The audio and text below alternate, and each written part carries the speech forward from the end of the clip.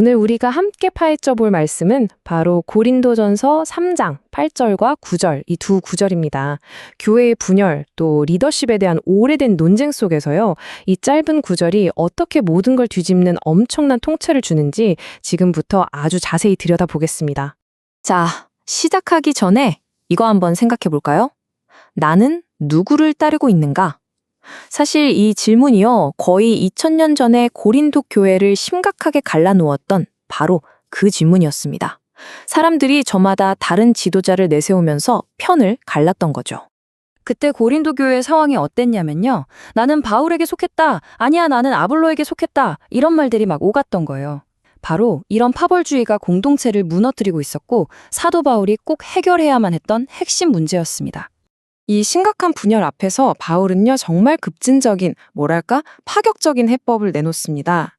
길고 복잡하게 설명하는 게 아니고요. 딱 두 구절로 문제의 본질을 꿰뚫어 버리고 사역과 공동체에 대한 개념 자체를 완전히 새로 정리해 버리죠. 네, 바로 이 구절입니다.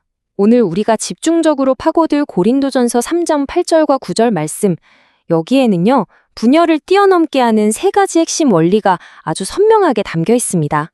자, 그럼 한번 제대로 빠져들어 보죠. 바울의 논리를 세 부분으로 나눠서 살펴볼게요.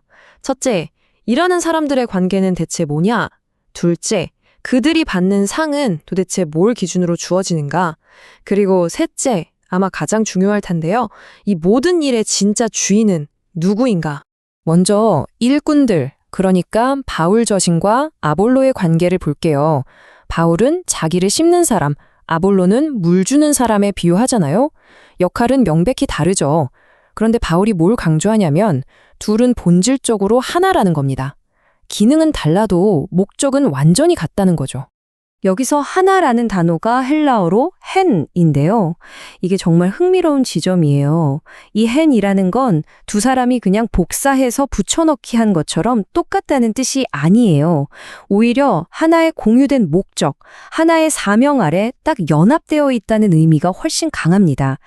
이 개념 하나만 제대로 이해해도 사실 파벌주의는 설 자리가 없어지는 거죠.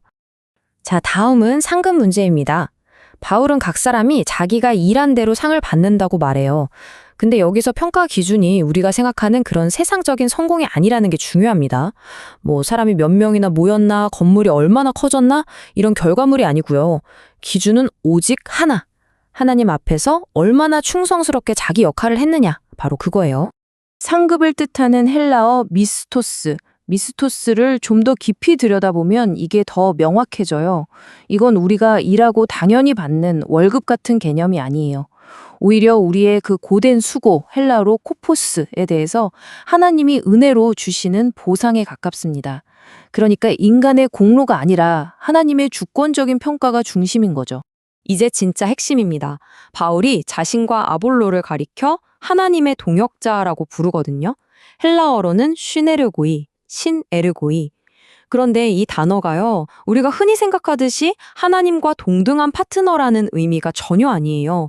오히려 하나님의 주도권 아래에서 그분의 일에 참여하는 종속된 협력자라는 뉘앙스가 훨씬 강합니다.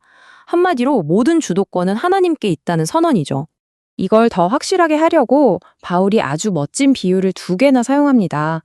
교회를 향해서 너희는 하나님의 밭이고 하나님의 집이다 라고 선언하죠. 밭이라는 비유는 교회가 스스로 자라나는 유기적인 생명체라는 걸, 집이라는 비유는 질서 있게 세워지는 구조적인 공동체라는 걸 보여줍니다. 이 두 비유의 공통점이 뭐겠어요? 소유권이 명백하게 하나님께 있다는 거죠. 이런 해석이 갑자기 튀어나온 게 아닙니다. 이미 오래전 초대교부였던 요한 크리소스토무스는 이 구절을 보면서 교회는 하나님의 농장이니까 인간은 절대로 자랑할 게 없다고 딱 잘라 말했어요. 사역자는 그냥 도구일 뿐이라는 거죠. 종교개혁가 장 칼뱅도 똑같은 맥락에서 이걸 봤습니다.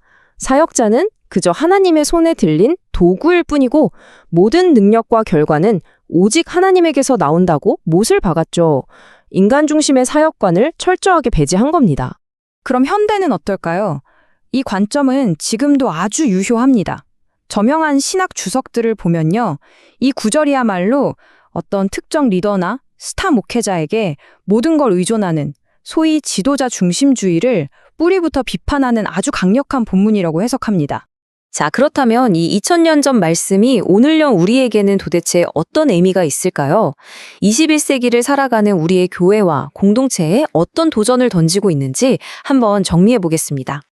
크게 세 가지로 요약해 볼 수 있겠네요. 첫째, 특정 인물을 중심으로 파벌에 만드는 건 성경적이지 않다는 겁니다. 어떤 사역도 개인의 브랜드가 될 수는 없어요. 둘째, 성공의 기준을 바꿔야 합니다. 눈에 보이는 성장이나 숫자가 아니라 하나님 앞에서의 충성심, 그게 유일한 척도죠. 그리고 마지막으로 교회의 주인은 사람이 아니라 오직 하나님이라는 그 소유권을 다시 회복해야 합니다. 결국 이 모든 걸 꿰뚫는 핵심 메시지는 정말 명확합니다. 우리의 모든 수고와 사역은 제각각의 흩어진 목표가 아니라 단 하나의 목적을 향하고요. 여러 주인이 아니라 오직 한 분, 참된 주인, 바로 하나님 아래에서 이루어진다는 사실입니다. 오늘 이 이야기를 마무리하면서 우리 각자에게 이 질문을 한번 던져보면 좋겠습니다. 내가 지금 쏟고 있는 이 열정과 이 수고, 과연 진짜 누구를 위한 걸까요? 정말로 누구의 영광을 위해서 일하고 있습니까?